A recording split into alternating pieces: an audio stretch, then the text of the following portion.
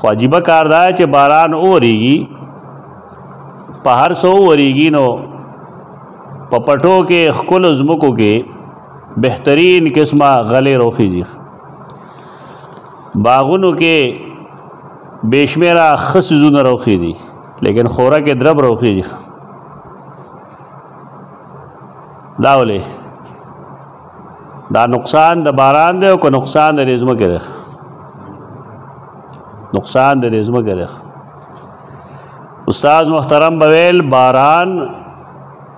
لګونده وغلش خدا منم باران خدا منم دے عجیبہ رحمت درب پباغ گلے لالا ٹکئی خورا کی کئی درب قرآن ہم دغه مثال لکھا ډېر بهترین ترجمانی کړی د قرآن مجید قرآن بالکل اسمان نه راوریږي لیکن ځمکه کې د هر چا خپل خپل ظرف دی نو د چا ظرف کې چې شرک دی د هغه شرک ډېر شي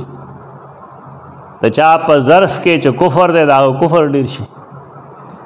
او د چا په ظرف کې چې توحید دی او ایمان دی نو د هغه ډېر شي